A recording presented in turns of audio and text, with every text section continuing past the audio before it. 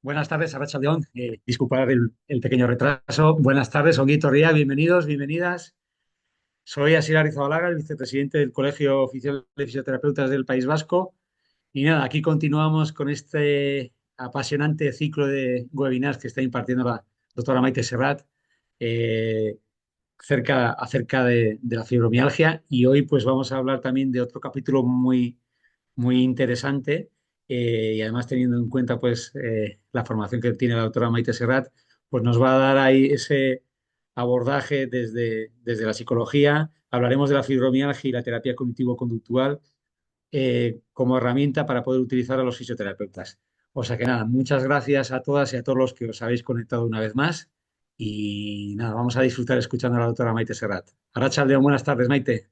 Hola, muy buenas tardes. Bueno, primero de todo, como siempre, agradecer muchísimo a Sier, a ti, al colegio, evidentemente, la oportunidad que brindáis pues, para poder dar estas charlas y más en esta semana, ¿no? Del 12 de mayo, Día Mundial de la Fibromialgia, pues es del todo oportuno poder hacer esta pequeña charla acerca, pues esto del abordaje psicológico, ¿no? Hemos hablado de la fibromialgia en su complejidad.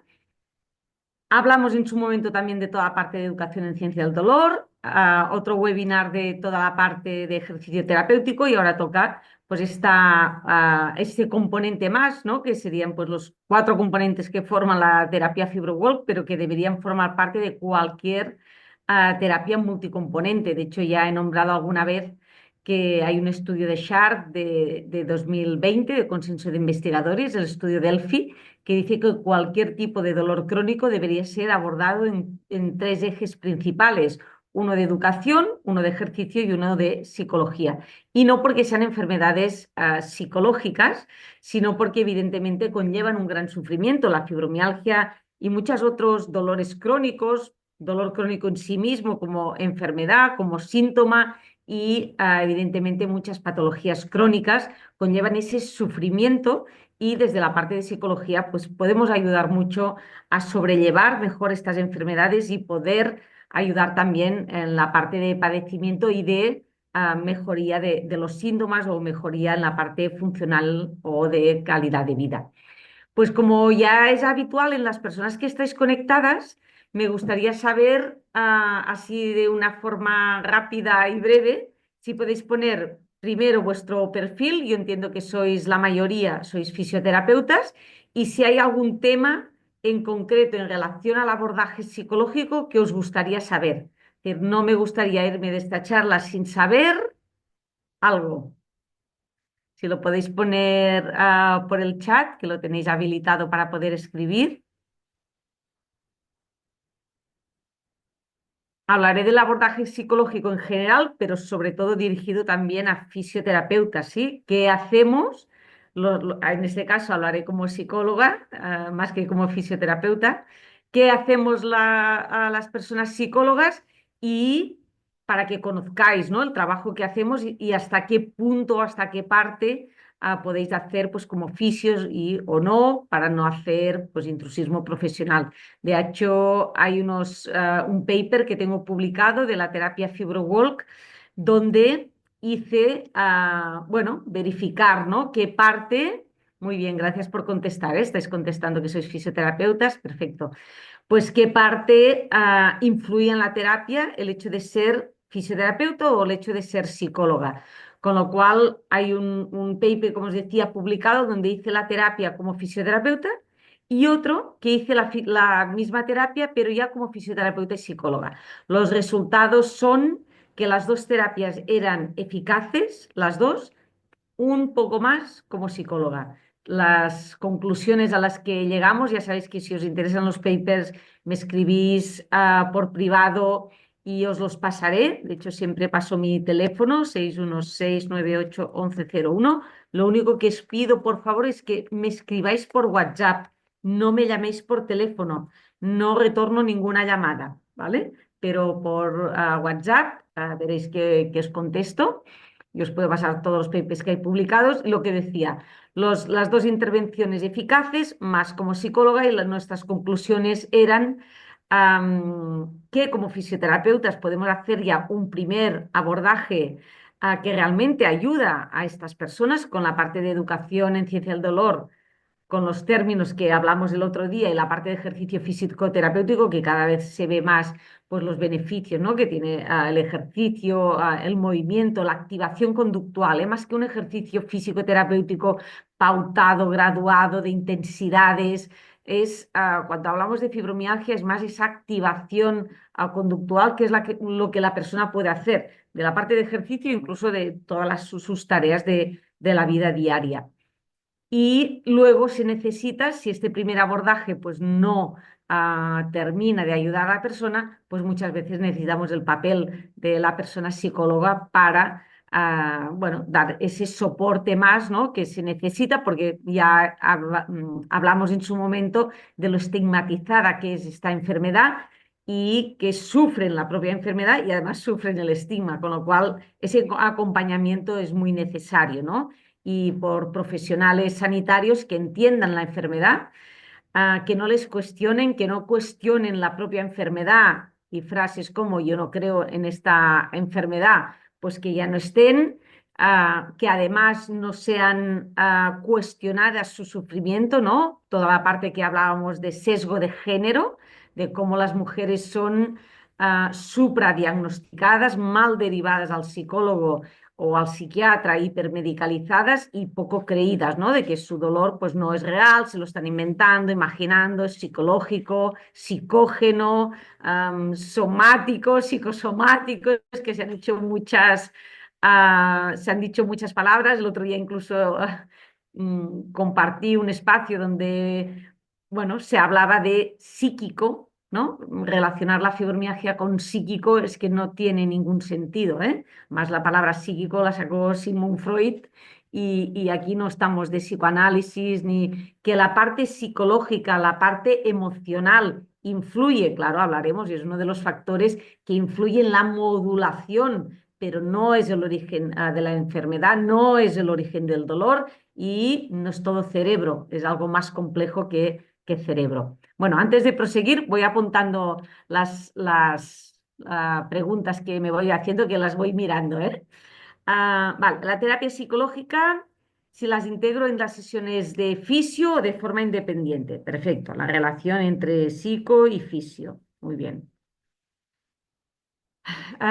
Determinar hasta dónde podemos adentrarnos en el campo. Vale, perfecto, ¿eh? Toda la parte de intrusismo. Muy bien.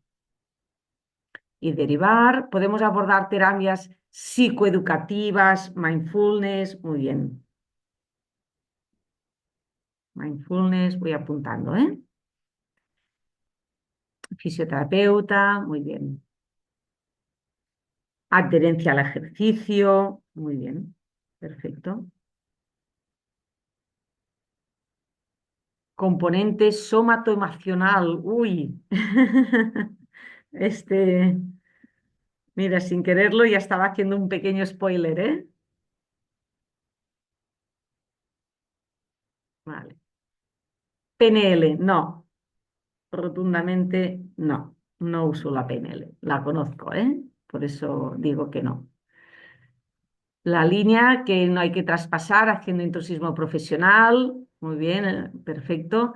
El dolor es real porque, si el dolor es real, ¿porque es subjetivo? No, el dolor siempre es real porque es subjetivo, ¿no? No, el dolor es real porque es real, no porque sea subjetivo. No, no acabo de entender la pregunta, ¿eh? El dolor siempre es real. En este caso, la percepción de la persona, claro, es subjetivo. La persona es la que va a determinar cuánta intensidad de dolor siente o no, pero el dolor es absolutamente real, con independencia de que sea, bueno, que haya esta parte subjetiva, ¿eh? Si quieres volver a formular la pregunta, la daría por respuesta, por contestada, a menos que matices otra vez la pregunta, ¿vale? Y quisiera saber alternativas en vez de mindfulness. Vale, perfecto. Pues mira, con estas preguntas, si queréis, ya podemos encauzar muy bien el tema y os voy dando respuestas. La que decíamos, ¿eh? La parte de psico y la parte de fisio. Claro, en mi caso, ¿no? Que soy fisioterapeuta y psicólogo a la vez, yo lo hago todo unido. Pero es verdad que dentro de un proyecto, el On and Out, que conseguimos financiación del ministerio, lo que hicimos es poder hacer, replicar otra vez el estudio de FibroWalk para poner el foco de atención en aquellas limitaciones que habíamos detectado en estudios previos, como trabajar con grupos grandes y precisamente el hecho de que hiciera yo siempre la terapia, ¿no? Sabemos que el terapeuta influye. Hay muchos estudios ya que hablan de la influencia del terapeuta, no es lo mismo que lo haga un terapeuta u otro, y también queríamos saber esta influencia, qué eficacia tenía la terapia si la hacían otros profesionales de la salud, y luego aquí nos encontramos en cómo lo abordamos y qué parte hace cada profesional sanitario, ¿no? Cómo lo dividíamos. Esto también, si alguien quiere, tengo el paper, está publicado, qué parte hacía cada una, aunque lo explicaré, pero en el paper está extensamente explicado. Y luego formé a fisioterapeutas y psicólogos que durante 2 olas hicieron la terapia FibroWalk en el hospital. En este caso, es lo que ya os decía, ¿eh? El fisioterapeuta asumió la parte de educación en ciencia del dolor, porque los fisioterapeutas somos los que estamos mejor formados en educación en ciencia del dolor desde hace muchos años, aunque cada vez más, afortunadamente, más profesionales de la salud saben ya lo que es la educación en ciencia del dolor y se están formando. Aquí en Cataluña, por ejemplo, como ya os comenté, la terapia multicomponente se ha instaurado en todos los centros de atención primaria. Están liderados por lo que llamamos los REBEC. Los REBEC aquí en Cataluña son los psicólogos generales sanitarios que están en atención primaria, que no son los PIR. Los PIR a día de hoy son los que tienen la competencia para actuar dentro del sistema público de salud. Psicólogos generales sanitarios, sistema privado, pero el Departamento de Salud decidió poner estas figuras en atención primaria con el nombre de REBEC. Y estos profesionales son los que hacen las 12 sesiones de 1 hora.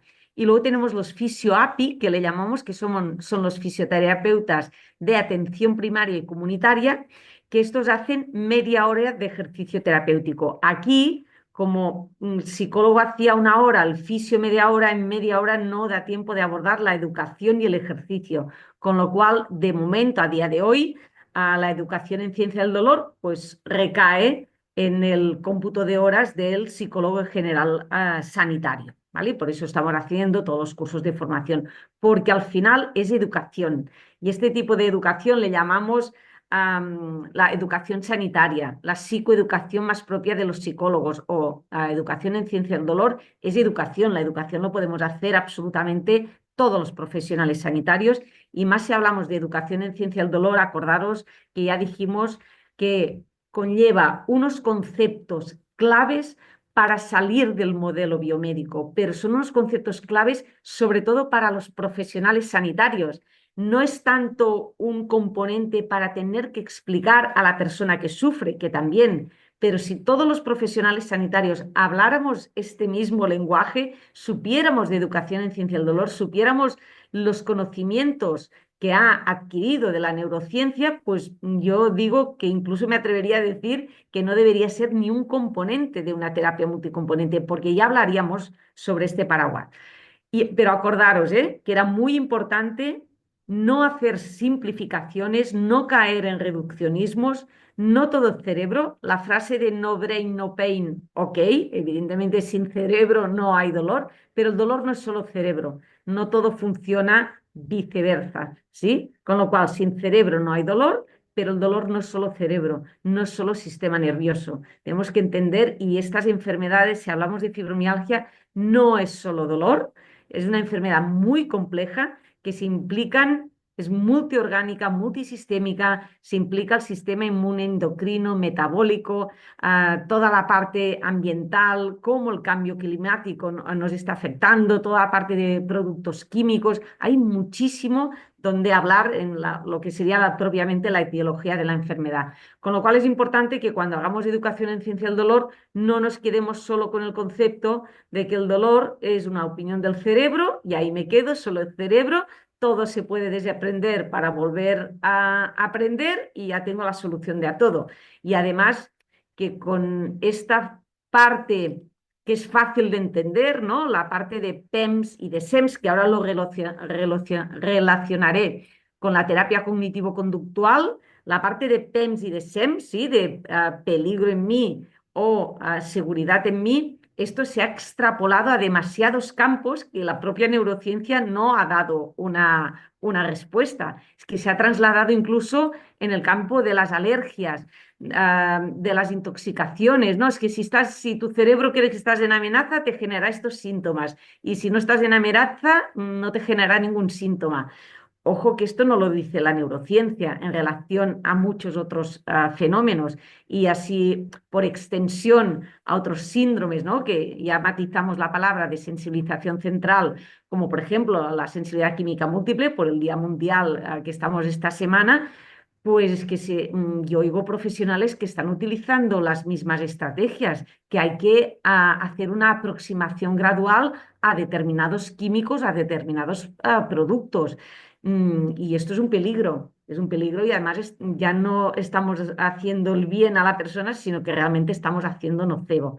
Con lo cual tenemos que ser muy consecuentes con lo que hacemos con la educación en ciencia del dolor y realmente lo que estamos transmitiendo y lo que nos estamos quedando con este tipo de educación que es muy beneficioso, como decía, para salir del modelo biomédico, entrar en un modelo biopsicosocial, y yo le añado esta parte espiritual del momento vital en que está la persona y toda la parte ecológica, toda la parte de cambio climático debería estar dentro de este modelo biopsicosocial, pero que si lo simplificamos y caemos en reduccionismos, vamos a hacer mucho daño y me temo que al final la educación en ciencia del dolor podría ser algo tan pasajero que incluso se llegara a desusar esta palabra por el daño que podemos llegar a hacer, ¿vale? O sea que yo siempre pido un poco de sentido común y de coherencia cuando utilizamos estos términos y sobre todo tener una base neurofisiológica para poder entender lo que estamos haciendo y no caer en esas simplificaciones y reduccionismos, ¿vale?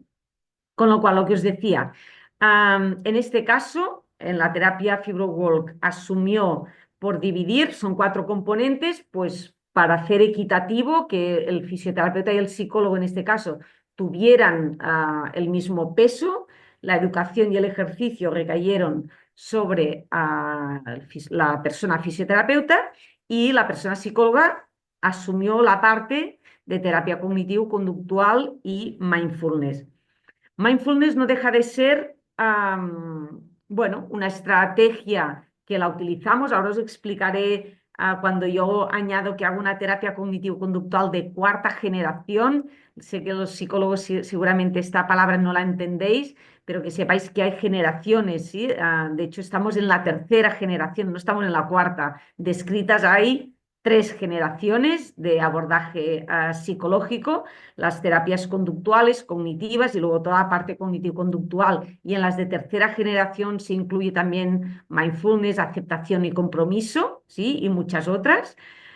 Y yo hablo ya de una cuarta generación, pero esto no está instaurado, no es científico, pero sí porque hago una terapia cognitivo-conductual diferente a la que está establecida y a la que se enseña pues, en las universidades, porque se incluye precisamente los conocimientos de la neurociencia, no es una terapia cognitivo-conductual al uso. Además, claro, muchas veces cuando estas personas acceden a la terapia dicen, bueno, son componentes que a priori ya los han podido hacer, ya han hecho algún tipo de ejercicio de yoga, de pilates, de ejercicio de fuerza muscular o de ir a caminar, ¿sí? O ya han recibido abordaje psicológico. ¿Cuál es la diferencia de esta terapia en relación a lo que ya han podido hacer? Pues precisamente una parte es la educación en ciencia del dolor, ¿sí? La integración del conocimiento de las neurociencias, pero además que no busco el beneficio, por ejemplo, del ejercicio físico-terapéutico en sí mismo, sino que es crear estas expectativas, este aprendizaje real en el momento presente para que cuando se tenga que hacer una evaluación a mi organismo de lo que está pasando, pues considere que no está en amenaza, que no se tengan que activar todos los sistemas de alerta y de esta manera poder hacer este entrenamiento y este acompañamiento a la persona. Con lo cual, de la parte de intrusismo, yo creo que la parte de mindfulness se podría hacer por un fisioterapeuta. Lo que no se podría hacer ya es cuando se entra más en la parte de psicoterapia. Psicoterapia, pues tienes que ser psicólogo, sí, pero para explicar algo, y en este caso la parte de, como decía, de educación de la enfermedad o de la parte de educación en ciencia del dolor, pues esto es competencia de todos los profesionales. Y aunque mindfulness se asocia mucho a personas con psicólogas, yo personalmente no considero que sería intrusismo y sé que hay muchos fisioterapeutas que hacéis que hacéis mindfulness. De hecho, os voy a pasar aquí un link donde encontraréis el programa completo de mindfulness. Dejadme un segundo que lo busque. Y veréis que es un programa gratuito y es el programa completo. A ver, aquí. Aquí lo tengo, ahora os lo pongo. Es el de basado en el estrés, ¿vale? De John Kabat-Zinn, porque hay diferentes tipos de mindfulness. Vale, aquí os pongo el enlace y veréis que lo tenéis todo detallado, tenéis las 8 semanas y además podéis hacer el curso de forma gratuita, ¿sí? Si luego queréis un certificado, pues sí hay un pequeño copago y os dan el diploma desde Massachusetts, me parece que es, pero si no se puede acceder a todo el programa y lo tenéis aquí. Con lo cual, la parte de intrusismo, hoy explicaré la parte brevemente, no dará tiempo a explicar toda la parte de mindfulness, por eso os pongo este recurso gratuito, sino que hablaremos específicamente de la terapia cognitivo-conductual y de la parte de aceptación y compromiso que también utilizo. Y aquí se puede explicar alguna cosa. Cuando se trata de explicar, pues no entramos en intrusismo. Lo que sí que tenemos que saber es que si entramos en ese terreno, pues nos pueden hacer preguntas que no tengamos el conocimiento para poder responder, y mucho menos para hacer psicoterapia, y aquí es donde necesitáis pues la ayuda de una persona psicóloga. Pero pensad que muchas veces dentro de la terapia cognitivo-conductual incorporamos también estrategias de pauta desde sueño, estrategias de distracción, estrategias de imaginación, y esto creo que son recursos que un fisioterapeuta pues también puede utilizar, ¿vale? Aquí la compañera bueno, sigue puntualizando lo que decía, ¿eh? Me refería a que la medición del dolor es una medida subjetiva, difícilmente cuantificable. No sé si hay algún estudio reciente que sea capaz de mostrar que existe el dolor. Ostras, es que no deberíamos hacer esta pregunta. Es decir, bueno, discúlpame, ¿eh? Que no nos deberíamos cuestionar si el dolor existe. El dolor, claro que existe. O sea, es que no hay ninguna duda. Además, con un algómetro también se puede cuantificar, ¿eh? Pero el dolor existe, es sufrimiento humano, no es cuestionable, no acabo de entender la pregunta. Es decir, si tú te pinchas vas a experimentar dolor con más o menos intensidad, pero el dolor, claro que existe, no hay ninguna prueba que te diga que, no sé, es que no sé muy bien, creo que no acabo de entender la pregunta, ¿eh? Porque el dolor existe. No, lo que no sabemos son los mecanismos fisiopatológicos que hay detrás del dolor o de un dolor crónico. ¿Sí? Conocemos una parte, pero nos falta aún conocer mucho más. Esto sí, pero que no conozcamos con exactitud el mecanismo fisiopatológico o todos los factores que están implicados en el dolor crónico, esto no lo invalida y no significa que no exista. De hecho, hay muchísimas enfermedades que no conocemos ni su origen, ni su causa, ni los mecanismos por los cuales actúan y nunca dudaremos de que existe, ¿no? Como por ejemplo una depresión. Pues no sabemos muy bien. Hace un tiempo decíamos que era había una disfunción en la recaptación de la serotonina y por eso se hacía, pues, o se daba unos determinados medicamentos y esto se ha visto que no es así, pero aún así sabemos que la depresión existe y también es subjetiva, ¿no? ¿Cómo puedes saber que la persona está deprimida? Bueno, pues al final por lo que te está expresando, no hay un biomarcador. Pero esto volvemos a lo mismo, es un error pensar que como no hay biomarcadores, las cosas no existen, ¿eh? Las cosas existen, con independencia de que seamos capaces de darle una argumentación o seamos capaces de darle un conocimiento a nivel fisiopatológico, ¿vale? Vale, con lo cual la parte de intrusismo iré hablando a lo largo de toda la charla de hoy, ¿sí? Lo que podemos hacer como fisios o no, y se entraría en la parte de intrusismo. Aquí, psicoeducación mindfulness, ¿eh? Había una persona que preguntaba, vale, que ya he dado respuesta. Aquí con este recurso que os lo he dado, ya veréis que tenéis todo el programa. Al final, mindfulness, me imagino que sabéis que no es relajación, son estrategias diferentes. Una cosa es las respiraciones, otra cosa es las relajaciones y otra cosa es el mindfulness, ¿sí? La atención plena. Son tres estrategias diferentes que, por ejemplo, los podemos utilizar para la ansiedad. Respiración, pues ya sabemos, ¿no? Las respiraciones, coger aire por la nariz, aguantar el aire, siempre intentamos que llegue a la parte baja del estómago, no hacerlo con el pecho, porque el hecho de coger aire con el pecho, ¿sí? O si ahora me dieran un susto, ¿qué hago?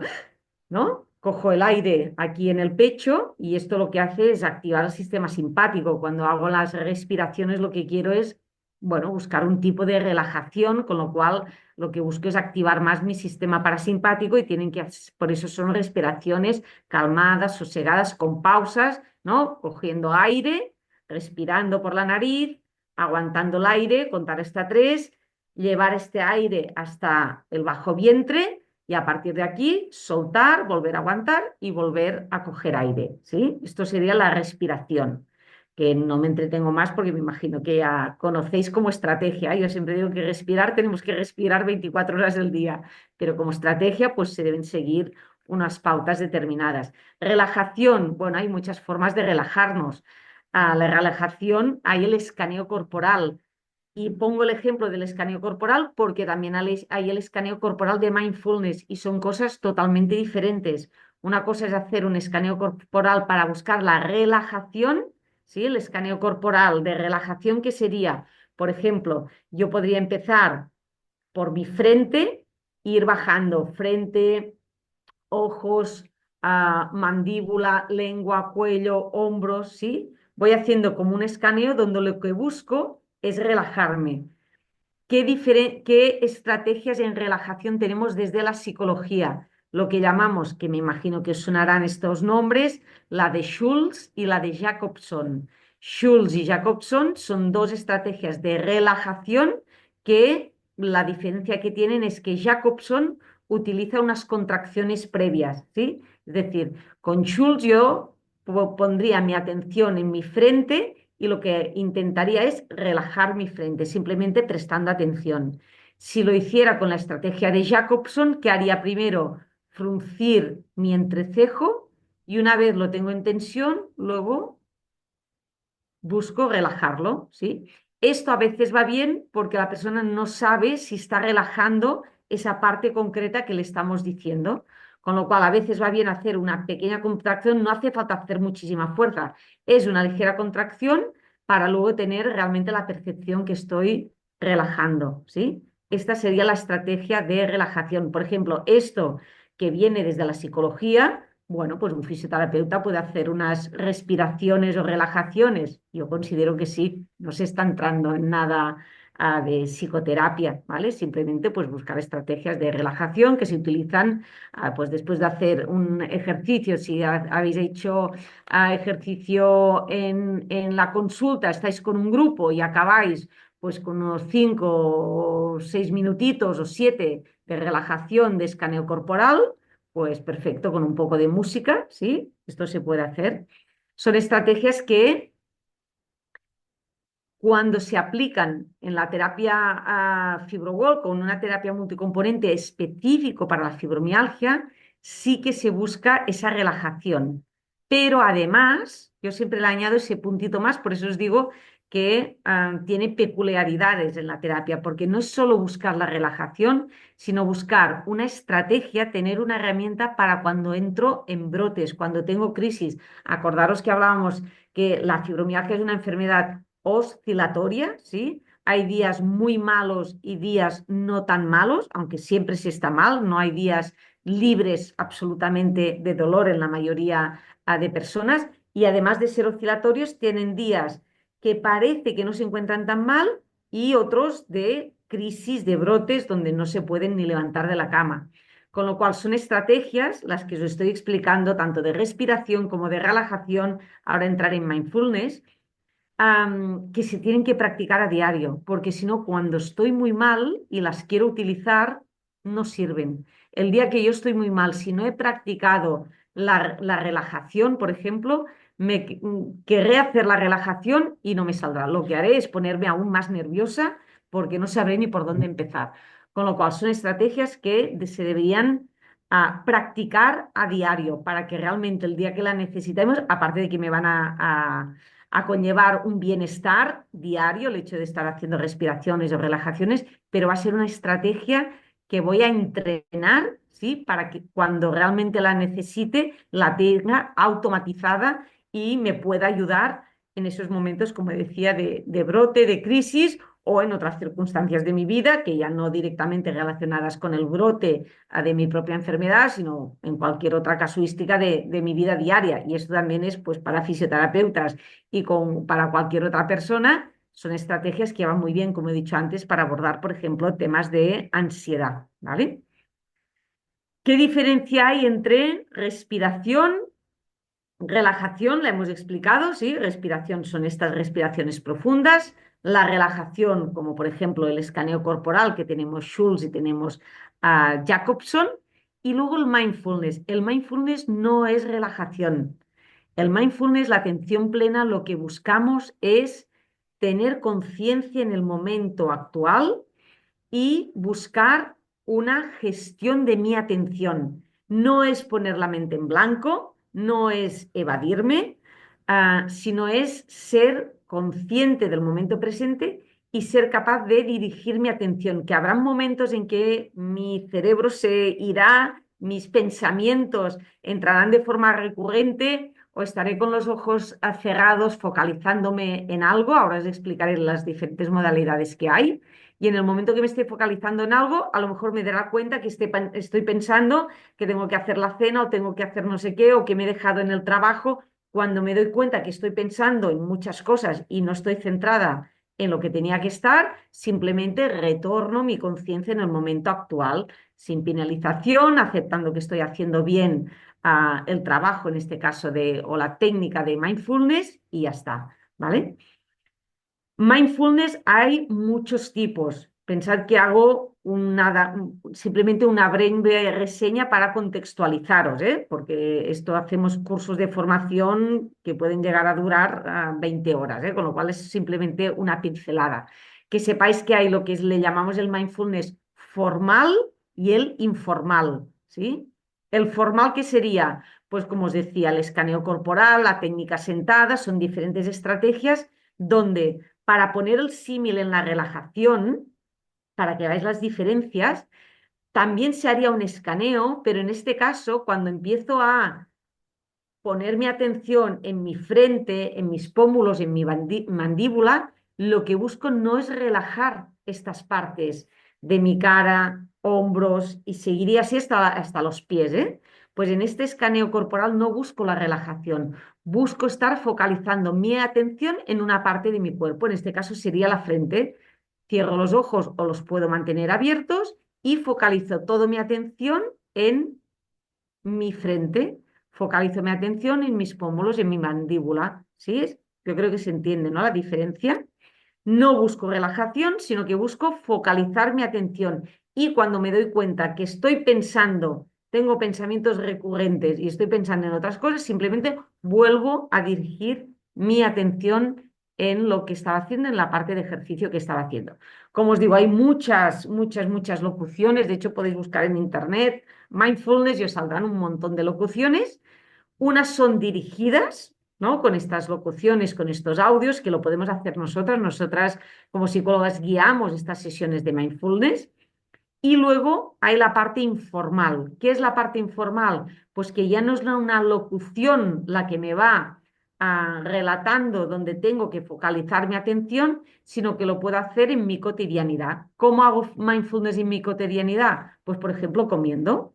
Voy a hacer mindfulness mientras como. ¿Qué debería hacer para hacer mindfulness? Pues evidentemente no estar hablando con nadie, no estar con el móvil, ni con la tele, ni con la música, sino focalizándome en lo que estoy comiendo. Puedo hacer mindfulness comiéndome una manzana, ¿sí? ¿Cómo? Pues viendo la manzana, ser consciente que me voy a comer una manzana y en el momento de que le doy un mordisco, ser consciente de cómo la estoy mordiendo, el sabor que tiene, el jugo, cómo tengo la boca, ¿sí? Estoy prestando atención a todo el proceso de masticación, en este caso, ¿no? De darle el mordisco, de masticación, de deglución, y estaría centrada en el momento presente de comerme una manzana. Pues esto sería mindfulness. Y esto con cualquier otro alimento, de tomarme una taza de té o una Coca-Cola, un zumo, un agua o lo que queráis. Y esto se puede hacer en cualquier momento. Voy en el autobús, voy a hacer mindfulness en vez de estar pendiente a 50.000 estímulos, lo que dice el vecino, el móvil y tal, me voy a centrar en algo, en una parte del autobús, en los árboles que están pasando mientras el bus avanza por la carretera o en un punto fijo de algo. ¿Sí? Es una forma de buscar maximizar mis sentidos. De hecho, muchas veces hacemos una mezcla entre mindfulness y baños de bosque, ¿sí? Que sería otra estrategia, pero los baños de bosque, bueno, conllevan también unos paseos en silencio para oír toda la parte del bosque y demás, pero tienen esta parte de mindfulness de estar presente en el momento actual y a veces hacemos esta parte, como digo, unimos una parte de mindfulness con baños de bosque en donde prestamos atención pues a las hojas de los árboles, al sol, al viento. Y es importante en el mindfulness focalizar mi atención en aquello que yo quiero y extraerme de mis pensamientos, ¿sí? Sería más la palabra adecuada, sería extraerme de mis pensamientos más que no pensar, porque no pensar es muy complicado no pensar, pero sí que es maximizar los otros sentidos. Tenemos vista, tenemos olfato, tenemos oído, tenemos gusto, tenemos tacto y la mayor parte del día nos focalizamos prácticamente todo en pensamiento. Pensamiento, racionalización, cogniciones, sí, y estamos en esa, en esa hiperactividad muy mental, muy cognitiva. Y aquí lo que se intenta es maximizar nuestros otros sentidos. En el contexto de la fibromialgia, esto no es una estrategia en sí misma que pueda llevar a una mejoría. Lo que hace es de forma indirecta, es una forma también de calmarnos, aunque no busca una relajación en concreto. Y yo aquí es donde le vuelvo a añadir este conocimiento de las neurociencias, ¿no? En este caso, ¿para qué utilizo yo el mindfulness? Y les recomiendo que lo haga y les hacemos todo el programa de 8 semanas, porque es una forma muy buena de poder identificar qué pensamientos estoy teniendo. ¿Sí?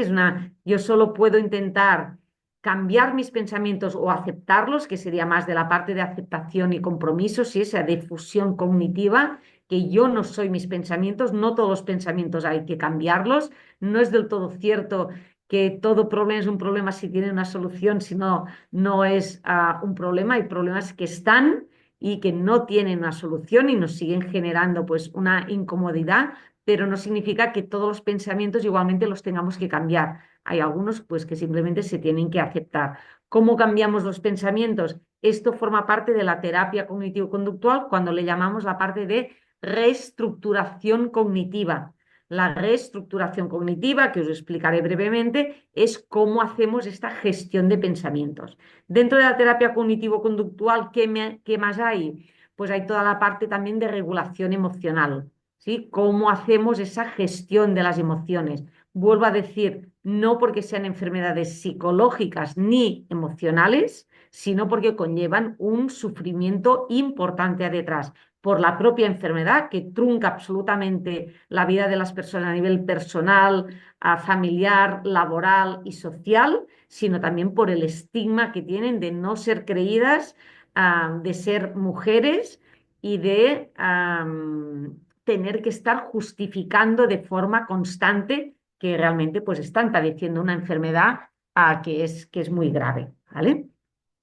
Vale, más o menos mindfulness, yo creo que he hecho una pincelada de lo que es. Cuando hablábamos de la adherencia al ejercicio, antes de pasar estrictamente a la terapia cognitivo-conductual, mm, es muy importante que para conseguir esa adherencia sea una pauta personalizada, adaptada a la persona, que esté siempre, se tenga en cuenta la sintomatología, las comorbilidades, el momento vital de la persona y siempre decisiones compartidas. Muchas veces cogemos que la adherencia a un tratamiento es yo como profesional de la salud, como doctora, como fisioterapeuta, como psicóloga, como médico, soy la que tengo el conocimiento y le voy a decir a la persona que padece lo que tiene que hacer. Y buscamos formas de ser adherentes al tratamiento, que significa que tienen que cumplir, cuanto más cumplan la pauta que yo les he dado, mejor, ¿no? El médico que receta medicación quiere que la persona se tome toda la medicación. El fisioterapeuta que pauta un determinado ejercicio quiere que la persona haga todo el ejercicio que le ha pautado. Yo es otra de las cosas que hago diferentes. Y les digo, ayer, por ejemplo, bueno, el martes tuve la primera sesión, empiezo con lo que ya, bueno, GR20, es la 20 edición en el Hospital Vall-d'Hebron, han pasado ya a 20 grupos y les decía en la primera sesión que en mi caso no tienen que hacer todo lo que les digo, al contrario, tampoco al contrario, pero de todas las estrategias, de todo lo que les voy a explicar, qué es lo que tienen que hacer y dónde consigo la mayor adherencia, aquello que les resuene, aquello que los motiva, aquello que esté ajustado a las condiciones, capacidades, limitaciones, necesidades de la persona. Es donde vamos a conseguir más adherencia. Si pautamos un ejercicio porque creemos que ese ejercicio, sea de fuerza muscular, de estiramientos, de aquagym, de un pilates, es el más adecuado y yo te voy a programar y te voy a medir la RM, te voy a pautar que hagas tanto y de tanta intensidad y de tanta frecuencia, tenemos altas probabilidades de que esa persona no lo haga, porque no es el ejercicio que se debería pautar a personas con fibromialgia y ya nos digo si además tienen síndrome de fatiga crónica, encefalitis miálgica, que se le añade el PEM, el malestar post-esfuerzo, que no tiene nada que ver con el PEM de peligro en mí, de la educación en ciencia del dolor. El ejercicio tiene que estar muy bien pautado y adaptado a las características de la persona. Así que yo os diría que la mayor adherencia, además, tenemos estrategias, aquí luego os podemos ayudar desde la parte de psicología para conseguir esa mayor adherencia, pero como fisio, sin tener que entrar en ninguna estrategia ni entrar en ninguna de incorrección de competencias, la mayor recomendación que os puedo hacer es esto, que esté siempre ajustado a la individualidad de la persona y que realmente sea decisiones compartidas, que ese ejercicio la persona realmente lo quiera hacer porque le gusta hacer ese tipo de actividad. Y aquí hablaría más de actividad que de ejercicio, ¿vale? Había apuntado también la parte de somatoemocional. Es que no estoy de acuerdo en todos estos términos y menos ligados a fibromialgia. Ya os digo que hace poco, bueno, fue en un medio de comunicación y la verdad me sentí bastante violentada porque creo que esto ya no pertoca y además lo que estamos haciendo es estigmatizar aún más estas enfermedades. No deberíamos hablar de somatoemocional, no deberíamos hablar de psicosomático, de somatización del dolor. Todo esto hace muchísimo, muchísimo, muchísimo daño. Estigmatiza mucho a las personas. Entendemos mal la parte psicológica, es otro estigma que tenemos cuando decimos, va, esto es psicológico. Lo que estamos diciendo es que es no real, que la persona se lo inventa y la persona se lo imagina o se autosugestiona, ¿no? Y esto tampoco es correcto porque, por desgracia, muchísimas personas, o yo os diría que en algún momento de nuestras vidas, todo el mundo ha tenido algún problema psicológico, ha tenido algún problema de ansiedad, de depresión, ha podido necesitar más o menos ayuda o ninguna, pero en algún momento todas las personas sufrimos algún tipo de problema psicológico, de problema emocional y son absolutamente reales. Hay que romperlo, hay que sacarlo de este saco, ¿no?, de lo no real. Pero por muy real que sean los problemas psicológicos, emocionales, la enfermedad, fibromialgia, no es una enfermedad emocional ni una enfermedad psicológica. Aunque la persona pueda relatar que desde que le pasó un trauma emocional, violencia, algo relacionado más con la parte psicológica o emocional y que a partir de ese momento es cuando recuerda encontrarse mal, esto no es la causa de la enfermedad.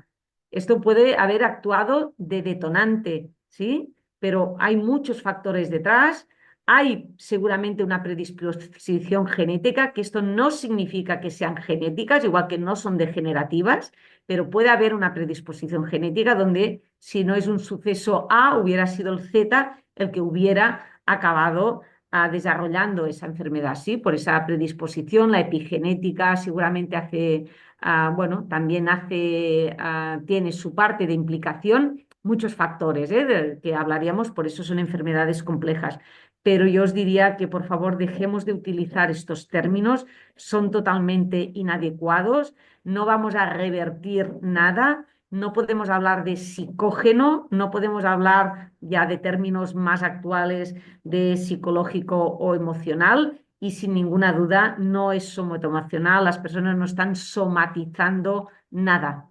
No, no, no es que una afectación psicológica les está afectando al soma, no, no, es que el soma está afectado, son enfermedades biológicas y esto es algo que se ha reforzado aún más con la parte que os decía de educación en ciencia del dolor. Nos hemos olvidado de la parte bio. Está muy bien dejar la parte biomédica, pero si salimos de la parte biomédica y nos vamos a la parte biopsicosocial, no nos podemos olvidar el bio, no nos podemos quedar en que todo es psicosocial, que todo es aprendizaje, que todos son factores psicológicos, porque no lo son. Evidentemente que afectan, modulan, influyen en la intensidad del dolor. Claro que pueden influir, pero no los determinan y no son su origen ni su causa. Y esto es algo que deberíamos tener muy claro. Y por eso vuelvo a decir que no deberíamos reducirlo todo en cerebro, ¿sí? En cerebro y que todo es reeducación porque hay una parte biológica muy importante que cada vez vamos a descubrir más y seguramente toda la parte de cambio climático, vamos a ver cómo toda la parte de disruptores endocrinos están haciendo mella en muchas de las enfermedades, en estas enfermedades y muchas otras patologías crónicas, ¿vale? Yo creo que está explicado ya y en los pocos minutitos que quedan la parte de terapia cognitivo-conductual, que es todo lo que estoy explicando en esta charla, porque toda la parte de cambio de pensamientos, reestructuración cognitiva, forma parte de la terapia cognitivo-conductual. Os decía que también dábamos, por ejemplo, pautas de sueño, que esto creo que como fisioterapeutas pues también lo podríamos hacer, aunque no es estrictamente terapia cognitivo-conductual, a veces se pone dentro. Terapia cognitivo-conductual es cuando hacemos la parte de reestructuración cognitiva, ese cambio de pensamientos. ¿De qué forma os lo puedo explicar?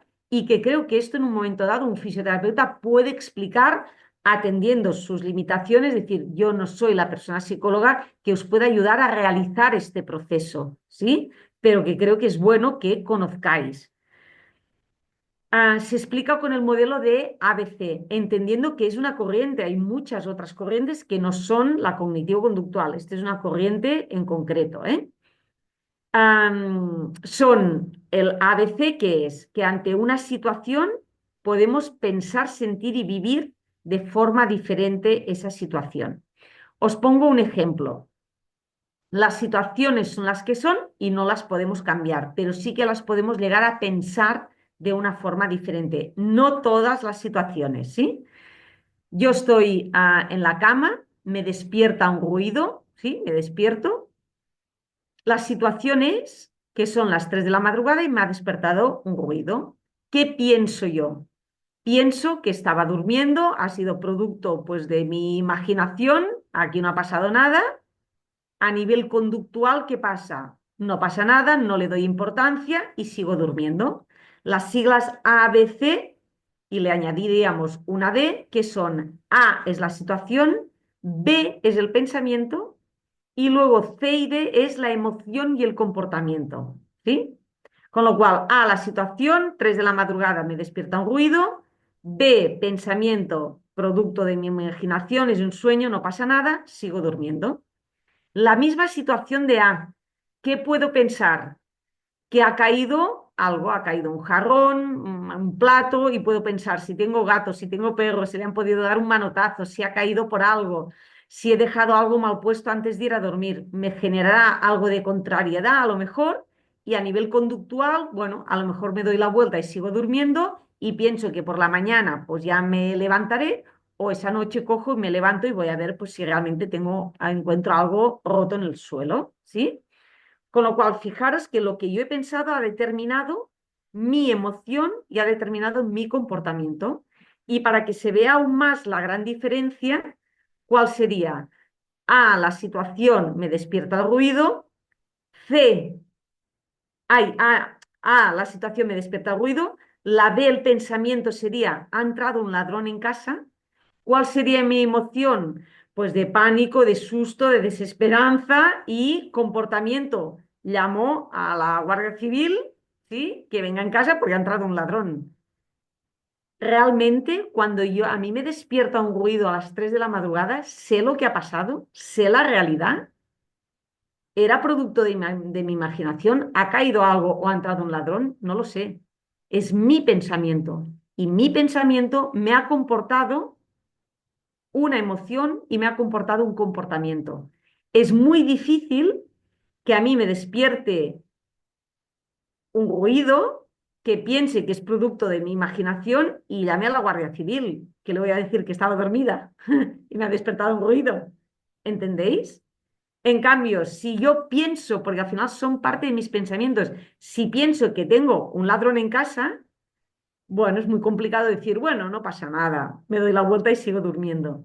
¿Entendéis? Con lo cual, bajo la teoría cognitivo-conductual, donde se puede actuar es en los pensamientos. Las situaciones son las que son y en función de lo que yo piense, que no tiene por qué corresponderse a la realidad, pero yo tendré una emoción y tendré un comportamiento. Luego será que yo piense que no ha pasado nada, producto de mi imaginación, y me doy la vuelta y realmente tengo un ladrón en casa y me está desvalijando la casa. Aquí ya no entramos, pero lo que intenta con la reestructuración cognitiva es ver que tú estés bien, que tus pensamientos condicionan tus emociones y tu comportamiento. Y a partir de aquí estudiamos, damos todo el listado de lo que son las distorsiones cognitivas para poder identificar correctamente si son unos pensamientos disfuncionales o no lo son, aquellos pensamientos que tengo que ajustarlos y tengo que cambiarlos o no. En el momento de cambiarlos, ¿cómo lo hacemos? Una de las estrategias, por ejemplo, es lo que le llamamos el diálogo socrático, ¿sí?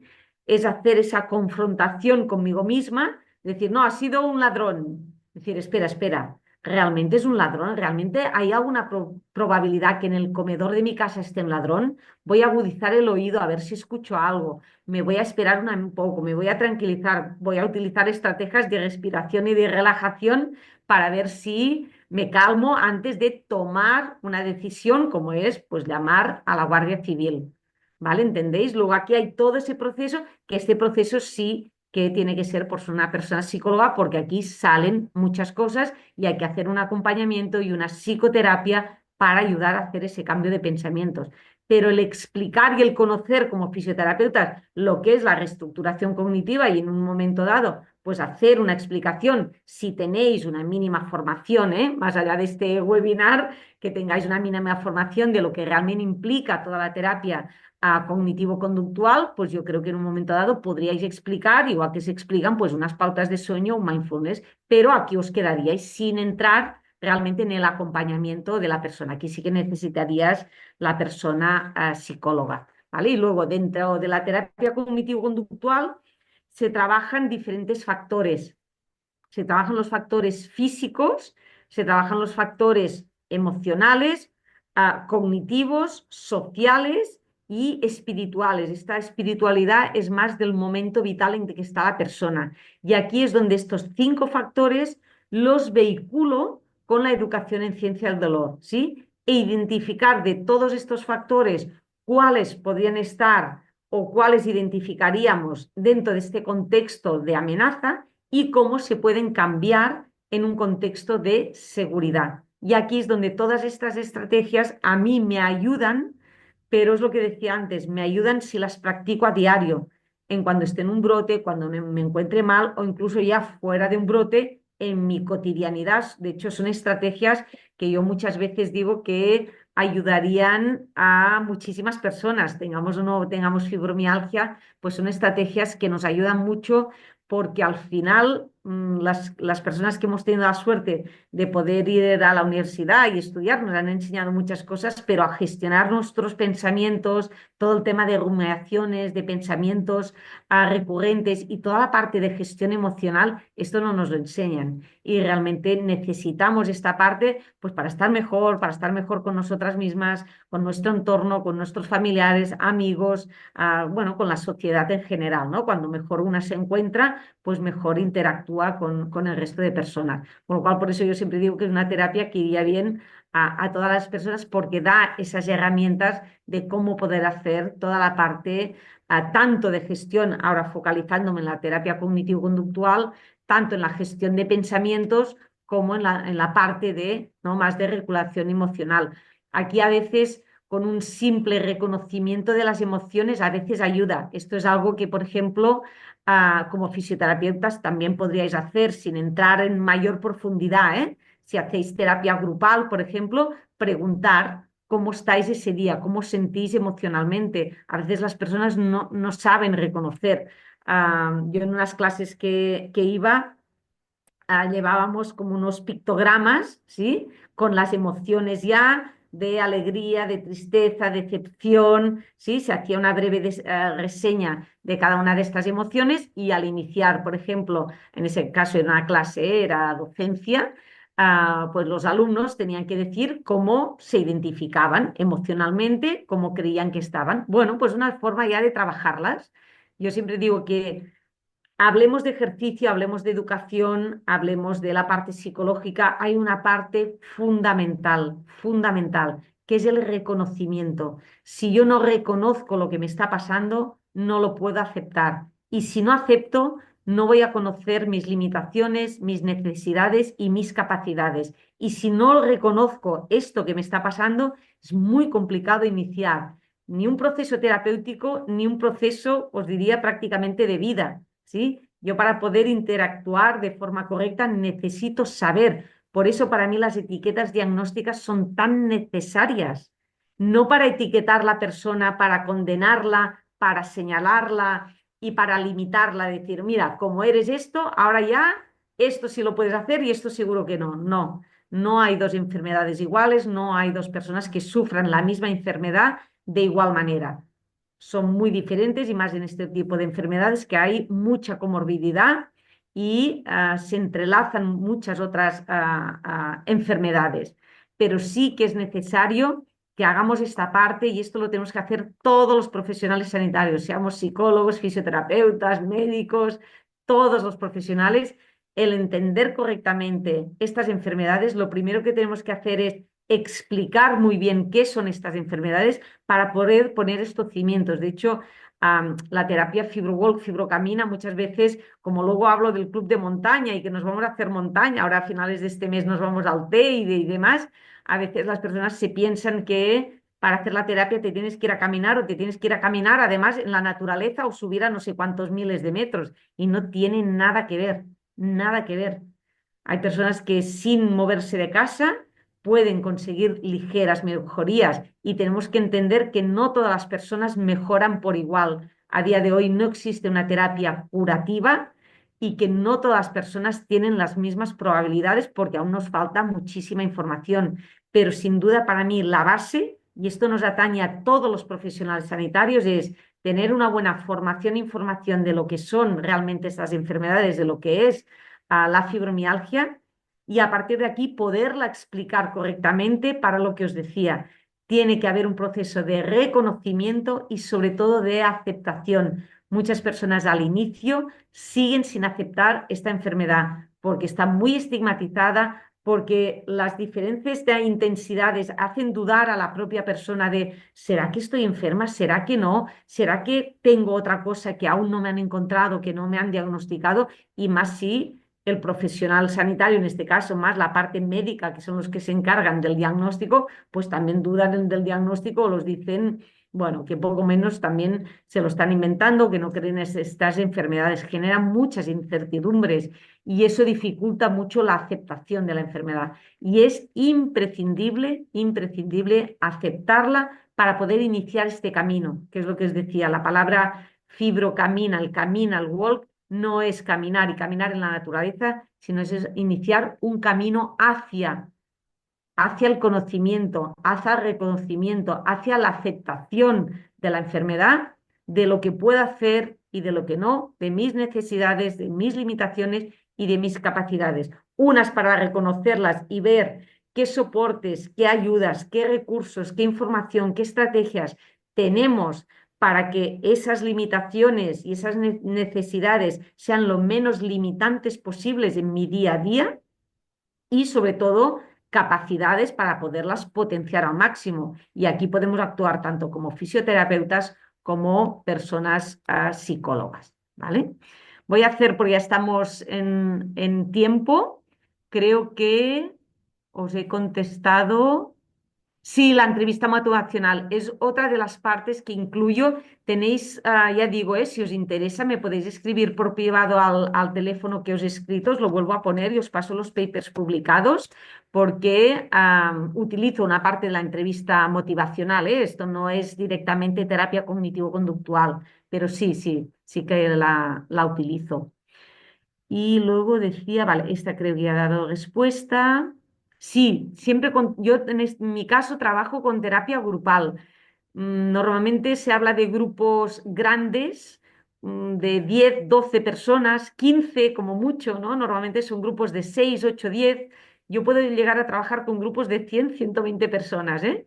Pero aún así, intento siempre individualizar a las características de cada una de las personas. Es muy importante que no hagamos generalizaciones, que no hagamos explicaciones que puedan ser para todo el mundo lo mismo y que se apliquen para todas las personas igual. Trabajemos de forma individual, con grupos más o menos grandes. Es muy importante siempre la adaptación a la persona, ¿vale? Sí, bueno, es esta parte de terapia cognitivo-conductual que os decía, ¿vale? Vale, sí, sí, cualquier otra terapia, ya os digo, de la parte de mindfulness podríamos hablar de infinidades de estrategias. Uy, no sé si me he quedado congelada ahora. Ya está. No, Maite, se te ve perfectamente. Vale, vale, la cámara me había quedado parada. Pues hay muchísimas estrategias que van mucho más del mindfulness, siempre teniendo en cuenta que son estrategias que deberíamos utilizar dentro de un abordaje multicomponente. Ninguna de ellas es curativa en sí misma, porque a día de hoy no hay un tratamiento curativo, y cualquier estrategia de las que podáis plantear, siempre dentro de un abordaje multicomponente y multidisciplinar, que así estaremos atendiendo a la complejidad de estas enfermedades. Hasta aquí, Asier, que ya que sé que cuando conectas la cámara es que hemos llegado al final del webinar. Bueno, Maite, muchísimas gracias como siempre y gracias a todas y a todos por estar colaborando y haciendo las preguntas porque si no estaríais y no preguntaríais, pues no tendría sentido esto, ¿no? Sí, podríamos estar escuchándote durante mucho tiempo, pero bueno, yo creo que por hoy está bien recordaros que el último webinar de este ciclo fantástico va a ser el 11 de junio, más allá del tratamiento convencional, educación y nuevos enfoques en fibromialgia, ¿vale? Y bueno, pues espero que podáis conectaros y allí pues os anunciaremos una sorpresa que tenemos preparada para el segundo semestre del año, de este año, ¿vale? Descansar, muchísimas Perfecto. gracias, muchas gracias de verdad, Maite, A por, vosotros, muchísimas por estar de nuevo gracias. aquí y gracias a todas y a todos, nos vemos muy pronto, ¿vale? Cuidaros. Un Feliz fuerte tarde. abrazo. Gracias. Agur, Hasta luego. adiós. Agur.